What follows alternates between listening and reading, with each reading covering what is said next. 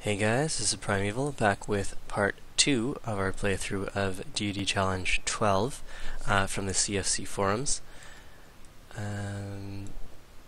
We had finished issuing all our orders and we just have to hit next turn. We have a settler heading over towards the Urulu, and here we just met the Romans, and we can go and sell them an embassy.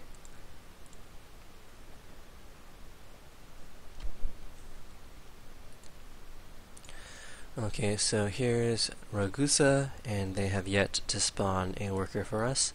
Let's go and check that last bit of fog in case it has a rune on it. It does not, or at least not one that hasn't been claimed yet. I'll go and send this archer forward just to do some fog busting. So barbarian encampments cannot spawn where a player, including an AI player, currently has vision. And I don't really want any encampments spawning near my capital here. Now, encampments can be nice, as you can get a lot of influence out of them with city-states if they give you a quest to destroy them or clear them, and you can also gain some experience off them. But more often than not, they're just a hassle and get in the way of your workers. So let's just go and bust some more fog while we're waiting for our settler to get into position. We're going to go and settle right here, which is directly adjacent to the Uluru, which will allow us to eventually build ourselves an observatory. It also puts us in range of eventually grabbing the gold and eventually the horses, as well as eventually this wheat over here. Now, if we really wanted to squeeze in as many cities as possible, we could probably go 1, 2, 3, drop a city here, and then one on the coast. But I do want to keep the number of cities reasonable. That is probably 4 or 5 cities, based on the number of unique luxuries we have access to. Even though we probably will found our religion first, and thus we can grab ceremonial burial, which will help with our happiness. But I do want to keep our number of cities reasonable so that we can plow through the social policies rather quickly and get into rationalism. Of course, rationalism is really important in terms of upping your science per turn, and science, of course, is critical both in single player and in multiplayer. Okay, so I guess we should train a second scout. I'll keep my warrior at home here, although we can bust this last bit of fog up there. And we did. Okay, so we just met Babylon. We can also go and trade embassies with him, Old Nebi. And let's see. Deal history. So that's 5 AIs that we've traded embassies with. We have one more that we still need to meet, and there's one player with whom we have not yet traded embassies. I think that's Alexander. Yes. He didn't have writing when we first met him, but now we can get a little gold off him and also get a small positive diplomatic modifier. So that's where we want to settle. Right beside this natural wonder that also counts as a mountain. And I think while we're here, we might want to go and clear out this encampment just to reduce the barbarian spawns and maybe get the 25 gold, because it's still rather early for a Dao, especially since Persia hasn't been expanding towards us aggressively, so I'm not overly worried about an extremely early declaration of war from them. Here we've got a lot of units and the barbarian encampment, so let's swing around the bottom. Okay, so we've discovered calendar, which means we can now go work the wine. We just finished the salt, so here I forgot to do the little micro trick I was talking about at the end of the last episode. But we have the salt online now, so we'll go and sell that now. And as for our next tech, we'll go and head up towards construction via the wheel first. Now, we want to go and get ready to improve the wine, and we'll also want to go and sell our salt to whoever can afford to pay full price, and at the moment that's no one. Perhaps last turn, if we had sold the wine, someone might have had enough to pay us the full amount, which is 250 gold, but in between turns they might have spent that gold on something. So we might have missed out on a little bit there. Anyways, we're getting closer. The extra happiness will go through towards our cheapest golden age, so that's okay. And we're also about to found a city here, so had we traded away that salt, we would have gone into unhappiness. Let's keep moving around here. Maybe have a... Okay, so we've got another barbarian encampment that we might want to clear out, and we might also want to take a look at some of Persia's other cities. Okay, so it looks like there's a big bay in the middle here, separating us from possibly the Babylonians and maybe the Romans, as we haven't seen where their capitals are yet either. It's also possible that Isabella is around here somewhere, but we did see her scouts fairly early, so I'm assuming she's somewhere up there.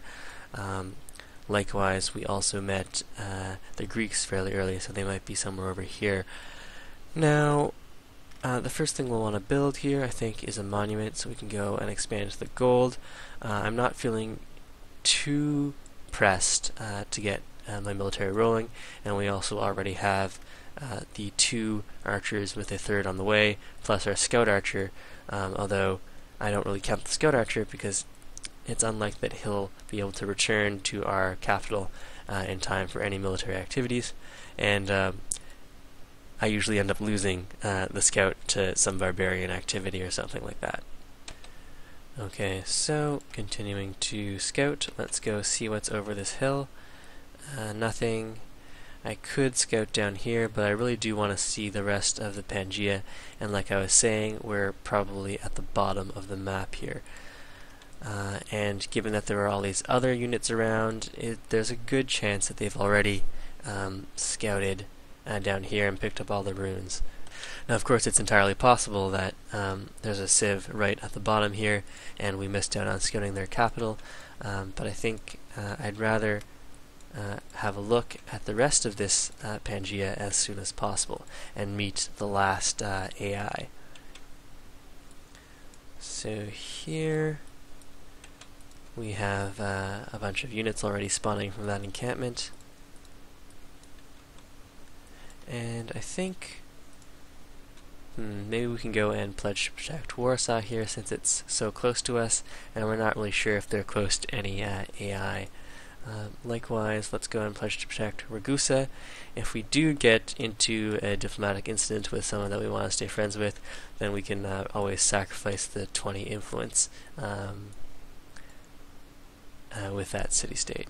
So someone just built the Great Library there. That's turn 29, so we certainly would not have been able to get that.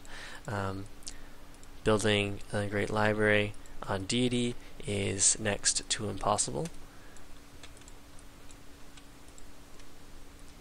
Looks like the Persians went with the Tundra Faith here.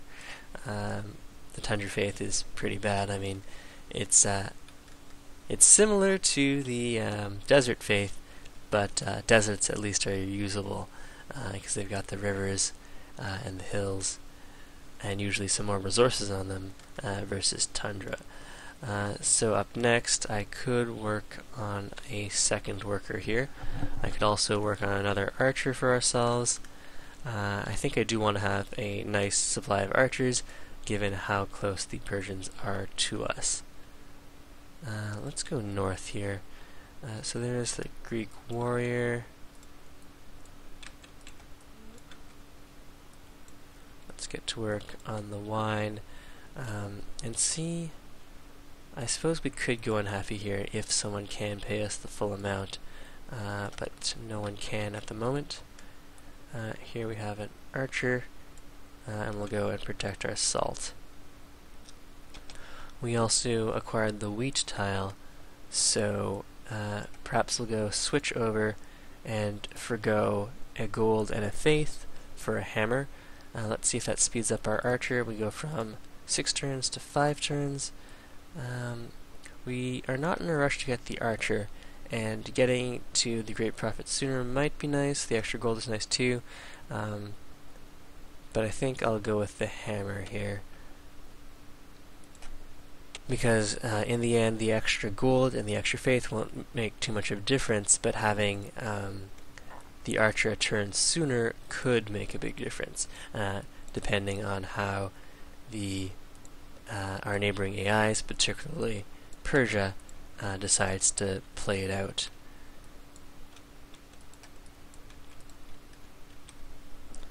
So there, the Danes just cleared a camp.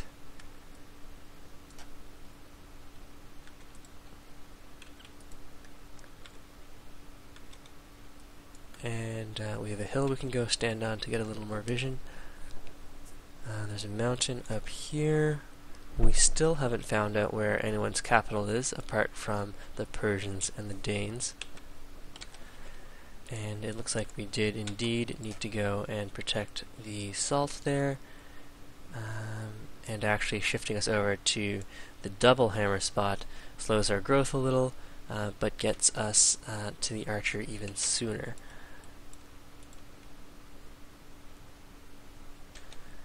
So fighting all these barbarians helps us level up our archers, which will be useful once we start fighting the AI.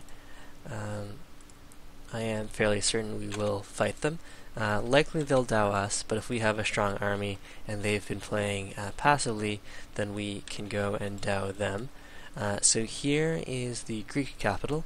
So they're about as far away from the Persian capital as we are, but it would appear that they are separated by more rough terrain. This looks like it might be a very large forest. We've got our archer on the move, and we'll take out that archer. We can continue exploring around here. Let's get a better look at the Greek territory. They got silver, and it looks like their borders have expanded fairly rapidly. And they also might be next to a mountain, so that's nice for them. They'll be able to get an observatory up. So we must be getting close to Nebi's lands here. He's already got a settler out. Our capital grew again. It's going to take us 55 to get to the next citizen. And let's go and lock ourselves onto the faith tile there. I can forgo the extra 2 gold for an extra faith. And we'll bring our archer into the safety of Edinburgh, and that'll also let us heal up a little faster. Okay, so we can clear out this camp unless someone new spawns there. Alright, so no new barbarians spawned, and that's another 25 gold for us, which gets us a little closer to buying another worker, or buying our first worker. Our current worker we got off of citizenship. We've discovered another national wonder here. Demographics wise, we are behind on most things. If we go and look at who has money now, Caesar has enough money to pay us in full, as does Persia. I like to trade with my nearest neighbors first, because that means they'll have less money to actually buy things that could hurt us, and also if we do go to war with them or they go to war with us, we'll get the luxury good back sooner, so we can go and resell it to someone else. Now, you might say, but we're giving them happiness. the AI really doesn't care about happiness, because I think they each citizen only contributes, I think, 1/4 or 1/8 of the happiness that a human player would normally face. So for them, they basically have unlimited happiness, but they'll still pay us good money for our luxury goods, even though they don't really need them. Okay, so up next we can go towards construction, because we'll really need those composite bowmen, but we'll start off just hitting masonry in case we need to change our mind later. We've discovered the wheel, so if we had more workers we could go and get a road network up. I think we'll also take this opportunity to buy our second worker. He'll go and improve the salt, and then maybe work on a road or improve the gold, depending on how quickly we expand to that tile. And then we can go and sell those luxury resources as well. Alright, so Isabella wants to go to war with Alexander. We don't want to get involved with this conflict, but we're definitely happy if they do end up fighting. So AIs that fight will spend less on their infrastructure and their science, and it'll also help trim down their standing armies, which means that they'll be less likely to come and attack us. Let's go grab Republic here, and that'll get us closer to collective rule for a free settler, and we'll likely want to go and plant that settler down over here, unless Persia beats us to it. So let's go and have a look at what Persia's up to here. They've got an army, and it's in our direction, so they could be planning some mischief. That means that I think I might want a granary, or I might want another archer. Or a settler in 10 turns. Meanwhile, our settler off of collective rule is going to take 24 turns. We'll also want to set up the production focus trick here. So let's go like that. And see what's going on over here. Since Darius does have a couple units and they are sort of headed in our direction, we'll probably want to go and bring our warrior back home now. And we'll also want another archer online. We can continue scouting here. And this archer can go and stand over here. Sydney has become uneasy with this encampment. The Danes are likely to clear that. And let's go get some more experience on our archer before we bring him home to deal with some potential aggression from the Persians. And let's get started on that mine. Okay, things are looking good here. Next turn, Rome wants to declare war on Nebuchadnezzar. I'm also happy with these early tensions, but it's not something I want to get involved with. It's good. I like that Persia has withdrawn its units. And let's go start bringing this warrior home. Although, if we did send him out to, say, try to clear some of these camps, that would be good. Getting a little extra boost from the city-states is always welcome. Okay, so there's probably where Babylon's capital is, and since Rome already has some tensions with Babylon, I'm assuming Rome is somewhere nearby, maybe over here or over here. So we've met almost everyone. I don't know who's left, but they are slightly above Harold and Darius. Continuing grabbing some experience for ourselves. Let's have a better look at what Persia's up to. And here, more experience for our archers. I think we'll also keep Dublin working this hill until we finish the monument, and that'll let us expand our culture borders to the gold tile a little sooner. Alright, before we make Persia uncomfortable, I think we'll start heading our archer home now. We'll also head our warrior home.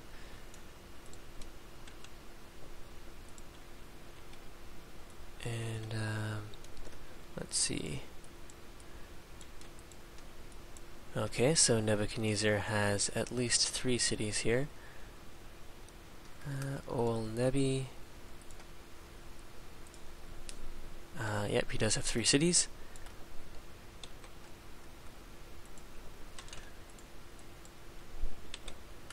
And we can get the last bit of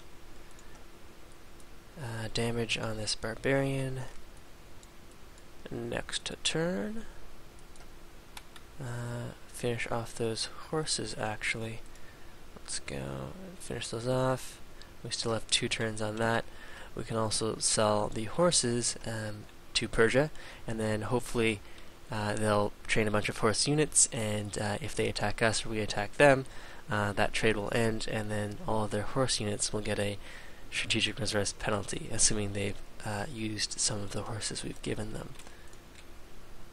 I think I'll also want to switch us over to quick movement options. Quick movement, accept, return to the game, and that'll help move things along a little faster. Let's take a look at their capital. Babylon here. I don't see where they've settled their great scientist, but they do have writing already since we traded embassies with them. They are ahead on tech, so it's possible that they expended their great scientist, which of course is not the smartest thing to do.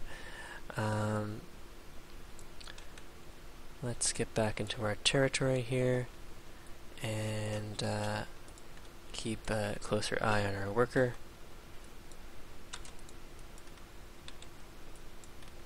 Next turn. So Persia's units are on parade here, moving back and forth. We finished an archer. I think we have time for a settler now. That's still going to be much faster than getting the free one off of collective rule. And since we're here, we'll go and reset the tiles and try to speed that up. That speeds up to 8 turns, and we'll work all of the high hammer tiles. It does trim our faith per turn down a little, but we're already about to get the minimum needed to spawn a great prophet, so we can slow down a little there. Another barbarian brute appeared, which means more experience for our archer, and we weren't really in a rush to clear that camp anyways. So I need to decide if I want to swing off to the right, if I think that the last civilization is over there, or swing off to the left if I think the last civilization is over more centrally in this Pangaea. So this looks like about the size of Pangaea. Let's go and head back, curve around, and maybe get back home in time for our war. I am really anticipating a war with Persia here. Let's go and finish that off. So we have the horses, which we can now sell. We can sell horses to Alexander or to Caesar. Caesar has a lot of gold there, but Alexander is closer. So like I said, I like to trade with the closer AIs first. 2 horses for 90 gold. Propose. It also lets us know if the AIs are feeling like they want to attack us. And usually when that happens, they'll offer us less than the full amount for our luxury or strategic resources. Okay, so we can go and keep our archer here to hold that spot for our settler, and also to keep an eye on any troop movements from the Persians. We'll keep this archer here, and that archer there, and that archer. Might want to keep an eye on Dublin, but I'm really more worried about the Persians right now. Since, oh, okay, so I guess Isabella is also fairly close to us. I think they just dropped an expansion city to our northwest. Alright, so we can choose our next tech as well as our next improvement. Here, I could go for a granary. We will eventually get the wheat there, but I think we'll go for an archer. That is going to start chewing into our gold per turn, but I think we can really make something happen once we get composites, which will be in 12 turns. We can upgrade all of those archers into composite bowmen, and the 1, 2, 3, 4, 5, soon to be 6 archers should be enough to take down the Persian capital.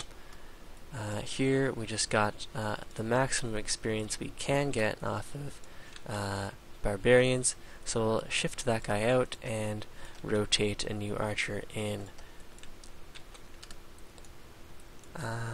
Here we can also keep an eye on the Persian activities, and that'll also be in a good position to head over towards the Persian capital if we do end up getting aggressive. So we got our second salt online. We can go and sell that to anyone who does have enough gold to give us the full amount. No one does at the moment. Let's go sell this to Isabella anyways. Salt for 160. So we'll give them a really good deal here. I don't think they'll take 3 gold, but 2 gold they'll definitely take, so let's go and do that, just because we do have the spare happiness there. What I should actually have done was sold the wine, and that way if one of our wines gets pillaged, or our only wine gets pillaged, we can break the deal and go and sell that to someone else. Okay, so we've sold all of our resources so far. We're going to go and grab the salt in 4 turns, so in the meantime I guess I'll go and work on a farm. That'll save us a little bit of money. We expand to the gold in a single turn, so we'll go and send our worker over there. Harold has declared war on Sydney. Sydney's under attack. We've discovered masonry. Next turn. Okay, so working on that farm. Off to the gold tile. Send you over here. Keep an eye on things. And okay, so we're not going to be able to get back to the main continent unless we can somehow clear this encampment. Perhaps we'll explore to the north, maybe the other civ, maybe Rome is just to the north here. And we're heading this archer off to go gain some experience on that barbarian camp. Okay, so 6 turns until our settler. We'll go and drop him over here. Our next city we might drop on this hill here. That's also 3 tiles from our capital, and we'll eventually go and grab the copper, and it'll have the salt as well. Okay, Sydney requests units. I'm sorry I can't help with that. Jerusalem wants us to hook up silver. None of our cities want anything for a Wheel of the King Day yet. We'll go and fortify on that hill, and go and send this archer towards the encampment. You can fortify until healed, get to work on a mine, and let's see what's to the north here. Looks like nothing, so we might be trapped here for a while, especially if the Babylonian culture borders pinch off this area, which is very possible, especially if they went tradition. Babylon actually went honor, so that might be good. They might play the aggressive game rather than the science game, and of course they have a very strong science game. So we would rather if they went to war with their neighbors, especially since we are not their neighbor. Okay, so another turn here. That archer is healing up, and we're about to start training this archer. Let's see if we can make our way out of here. Over to the next turn. So Caesar just declared war on Nebi there.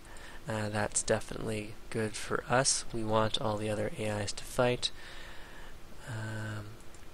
Warsaw wants us to build a wonder. We're not going to be building any wonders on Deity. So let's try to squeeze our way out. Okay, so maybe Rome is over here. Well, we can go and scout their capital, so we don't have to trade or pay them for an embassy later if we want to steal text from them. All of that looks good, and I think we'll stop part 2 here. I'll see you guys in part 3.